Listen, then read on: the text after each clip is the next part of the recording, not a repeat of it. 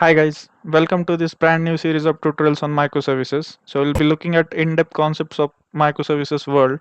So in this course, basically we'll be looking at below topics. So first we'll see the overview of microservices. Then I have created architecture diagram for you for the application which we are going to develop in this course. Then we'll set up our Maven project. So we'll be setting up parent project structure, and then inside that parent we'll be creating a child projects which are the microservices basically.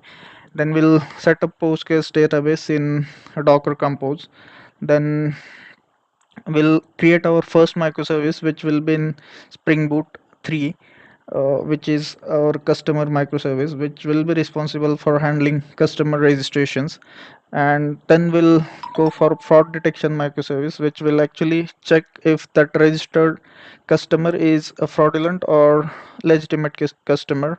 Then we'll handle intercommunication between this customer and fraud detection microservices using a REST template. Then after that we'll create one more service called Eureka service, which will actually handle a service discovery part.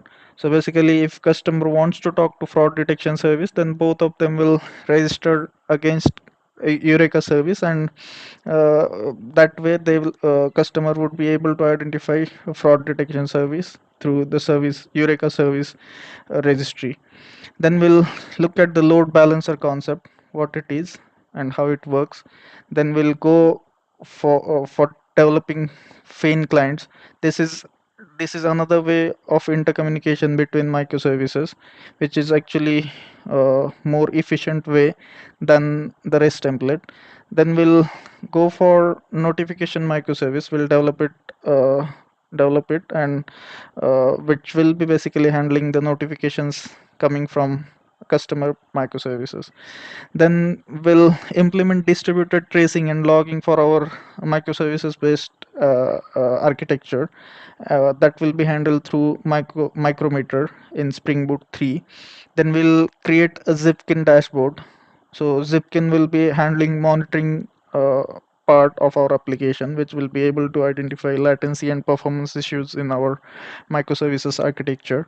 Then we'll develop API gateway service, which will be handling the external communication. So basically, all the external requests coming from the outside world into our microservices world will be happening through this API gateway. Then we'll see what asynchronous communication is in our microservices architecture. Then we'll implement this using a Kafka message broker. Then we'll look at Maven build. We'll try to build all our microservices. Then we'll use a zip plugin for creating Docker images of our microservices application. We'll push those images in a Docker registry.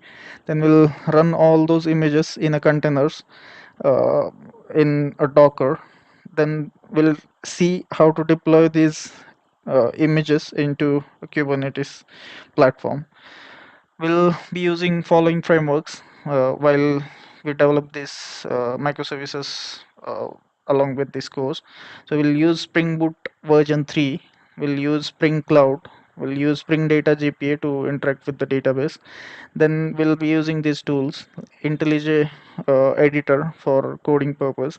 We'll use Postgres database. We'll use pgadmin as a database editor for firing the queries on database. We'll use Maven as a build tool. We'll be using Docker as a containerization tool for this project. Then we'll use Zipkin for application monitoring purpose, and Kafka for asynchronous communication, and Kubernetes as an orchestration platform.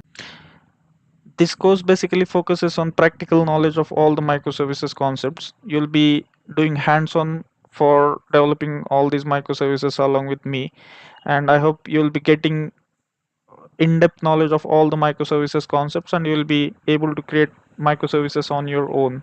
Thank you.